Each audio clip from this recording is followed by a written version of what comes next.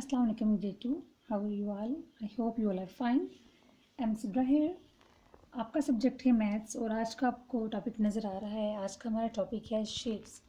इसका मतलब है कि आज के लेक्चर में हम शेप्स के बारे में पढ़ेंगे। शेप्स क्या होती हैं, शेप्स के नाम क्या होते हैं, शेप्स कैसे मिलकर बनती हैं, कितनी लाइंस आती हैं, स्ट्रेट लाइंस कौन सी होती हैं, वर्टेक्स क्या होते हैं, वर्टिसेस क्या होती हैं। तो सबसे पहले आपको मैं शेप्स का इंट्रोडक्शन कराती जाऊँ। यहाँ आपको आपके सामने इसके ट्रायंगल्स, उसके बाद है सर्कल है, उसके बाद है रेक्टेंगल है। आपको डिफरेंट शेप्स नज़र आ रही हैं। सबसे पहले आपको एक ब्लू कलर में शेप नज़र आ रही होगी। मोस्टली आप बच्चों को पता होगा कि इस शेप का नाम क्या है। तो इस शेप को हम बोलते हैं स्क्वायर। इस शेप का नाम क्या है? स्क्वायर। स्क्वायर का मतलब है कि जिसकी चारों साइड्स आपस में बराबर हों।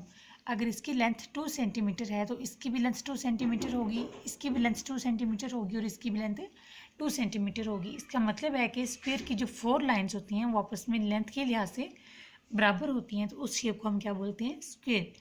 नेक्स्ट आपकी शेप है ट्रायंगल। ट्रायंगल का मतलब होता है कि जो 3 लाइंस मिलकर एक शेप बनाती हैं उसको हम बोलते हैं ट्रायंगल।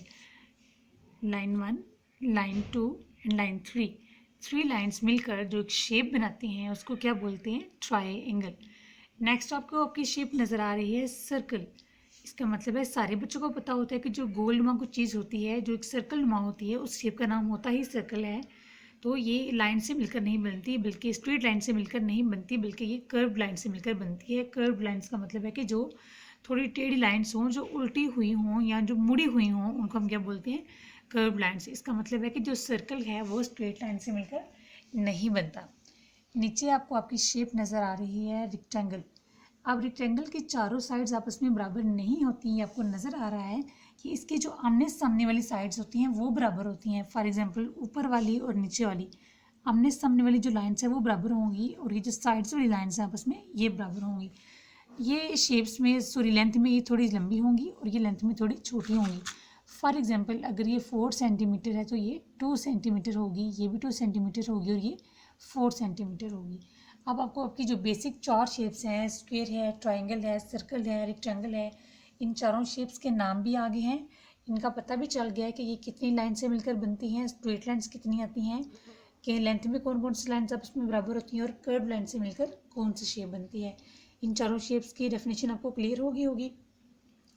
अब हम आपको बताते हैं कि जब शेप्स बनाने के लिए हम लाइन्स इस्तेमाल करते हैं तो लाइन्स किसी पॉइंट पे जाके मिलती हैं। आप जरा स्क्वायर पे आइएगा, स्क्वायर पे देखिए आप। फॉर एग्जांपल ये वाली लाइन यहाँ जाके मिल रही है, ये वाली लाइन इधर जाके मिल रही है, अब ये वाली नीचे, ये वाली इधर। इसका मतलब ये जो चारों लाइन्स आपस में मिल रही हैं। अब हमने इन पॉइंट्स को कोई नाम भी तो देना होगा। मतलब यहाँ से ये लाइन और ये लाइन आपस में जो मिल रही हैं तो इस पॉइंट को हम क्या कहेंगे? ये वाली लाइन इस पॉइंट से यहाँ पे जाके मिल रही है तो हम इस पॉइंट को क्या नाम देंगे? तो आज के लेक्चर में हम इन पॉइंट्स के नाम याद करेंगे, इनकी डेफिनेशन याद करेंगे, शेप्स के नाम याद करेंगे और कितनी लाइन से मिलकर बनती है उसको हम याद करेंगे। तो नीचे अपनी डेफिनेशंस की तरफ आ जाएं बेटा। यहाँ आपको एक डेफिनेशन नज़र आ रही है, vertex. In a shape when two side meet at a point, point is called vertex. इसका मतलब है, ट्रांसलेशन है इसकी, कि एक शेप में जब 2 साइड्स एक पॉइंट पे मिलती हैं तो उसको हम क्या बोलते हैं? वर्टेक्स। इसका मतलब क्या हुआ कि जब 2 लाइंस किसी भी पॉइंट पे जाके मिलती हैं तो उस पॉइंट को हम क्या बोलते हैं? वर्टेक्स।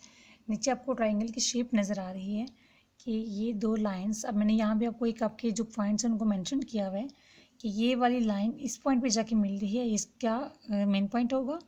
ये वाली लाइन इससे आके इधर मिल रही है, ये भी एक पॉइंट होगा। अब ये लाइंस दोनों पॉइंट पे मिल रही हैं तो इन दोनों पॉइंट्स को भी हम क्या बोलेंगे? वर्टेक्स बोलेंगे। इसका मतलब क्या है कि जब भी कोई लाइन दूसरी लाइन से जाके मिलती है तो जो वहाँ पे जाके स्टॉप होती है, जहाँ पे जाके वो ज्वाइनिंग उसकी स्टार्ट होती है, जहाँ पे वो मिलती है, उस पॉइंट को हम क्या बोलते हैं? वर्टेक्स। आप अपने इस वर्टेक्स की डेफिनेशन को नहीं भूलना, बेशक इंग्लिश में याद ना करें लेकिन आपका कॉन्सेप्ट क्लियर होना चाहिए कि जब किसी भी शेप को बनाने के लिए जब लाइन्स आपस में मिलती हैं एक शेप तैयार करने के लिए, तो जो पॉइंट जहाँ पे जाके लाइन्स का मिलना होता है, इस पॉइंट्स को क्या बोलते हैं? वर्टेक्स। अब इस शेप में कितने वर्टेक्स आ रहे हैं? 1 2 3। तो अब हम शेप में हम क्या बोलेंगे कि वर्टेक्स एक सिंगल पॉइंट का नाम होता है, लेकिन जब हम तीनों पॉइंट्स को मिलकर बोलेंगे तो उसको क्या हम क्या बोलेंगे? वर्टिसेस। अब इसका मतलब है कि शेप ट्राइंगल में कितने वर्टिसेस आ रहे हैं? 3। अगर इसमें एक वर्टेक्स आता तो हमने उसको क्या बोलना था कि इस शेप में एक वर्टेक्स है, लेकिन इस शेप में 3 पॉइंट्स आपस में मिल रहे हैं, तो अब क्या बोलेंगे कि इस शेप में 3 वर्टिसेस हैं। वर्टिसेस की डेफिनेशन देख लें बेटा। When there are more than one vertex, इसका मतलब है कि जब किसी एक शेप में एक से ज़्यादा वर्टेक्स आ जाए, वी कॉल देम वर्टिसेस। हम उसको क्या बोलेंगे, वर्टेक्स नहीं बोलेंगे, इसकी वर्टेक्स की जमा है, इसका प्लूरल है वर्टिसेस। अब यहाँ भी आपको स्क्वायर नज़र आ रहा है, ये वाली लाइन इधर जाके मिल रही है, ये वाली इधर, ये वाली इधर, ये वाली इधर। इसका मतलब है कि एक लाइन के अंदर 2 पॉइंट आ रहे हैं, ये वाला और ये वाला, तो उसका हम क्या बोलेंगे, वर्टिसेस। इधर भी 2 पॉइंट्स आ रहे हैं, इधर भी 2 पॉइंट्स आ रहे हैं और इधर भी 2, इसका मतलब है एक लाइन के अंदर 2 पॉइंट्स आ रहे हैं, तो उनको हम क्या बोलेंगे, वर्टिसेस। आपको वर्टेक्स और वर्टिसेस की डेफिनेशन समझ आ चुकी होगी। दोबारा आप अपनी शेप्स की तरफ आ जाएं। ये है हमारे पास शेप क्या है, स्क्वायर, ट्रायंगल, सर्कल, रेक्टेंगल। अब आपके पास ये 4 बेसिक शेप्स हैं, इसके अंदर कितने वर्टिसेस हैं, 4। इसके अंदर कितने हैं, 3। सर्कल के अंदर वर्टिसेस नहीं आएंगे क्योंकि ये कर्व लाइन से मिलकर बना हुआ है। नीचे है रेक्टेंगल, रेक्टेंगल के अंदर भी कितने वर्टिसेस आएंगे, 1, 2, 3 एंड 4। इसका मतलब है स्क्वायर के अंदर भी 4 वर्टिसेस और रेक्टेंगल के अंदर भी 4 वर्टिसेस, और ट्रायंगल के अंदर कितने वर्टिसेस आएंगे, 3 वर्टिसेस। ये नीचे आपके फ्लैश कार्ड के ऊपर मेंशन भी हैं। ये इसको हम क्या बोलेंगे, साइड्स बोलेंगे। जो एक साइड की लाइन होती है, जो दूसरी साइड की लाइन होती है, मतलब कि लाइंस की ये वाले जो कॉर्नर होते हैं उनको साइड्स बोलेंगे, और जो पॉइंट्स होते हैं उनको क्या बोलेंगे, वर्टेक्स, मतलब वर्टिसेस बोलेंगे। ठीक है, आपकी जो आज की असाइनमेंट है, आपने वर्टेक्स की डेफिनेशन को याद करना और लिखना है, प्लस वर्टिसेस की डेफिनेशन को भी याद करके और लिखना है, और डिफरेंट शेप्स को ड्रा करके देखना है कि इनके अंदर कितने वर्टेक्स और कितने वर्टिसेस आ रहे हैं। उन शेप्स को नाम देने हैं आपने, फॉर एग्जांपल स्क्वायर है, रेक्टेंगल है, सर्कल है, ट्रायंगल है, डायमंड है। डिफरेंट शेप्स आपके पास आ सकती हैं, तो अपने उन शेप्स को ड्रा करके उनके नाम भी लिखने हैं, उनके पॉइंट्स को नाम देने हैं, और ये बताना है कि कितने वर्टेक्स या वर्टिसेस इस शेप में आए हैं। आपका आज का लेक्चर ख़त्म होता है। अपना बहुत सारा ख्याल रखिएगा। अल्लाह हाफिज़।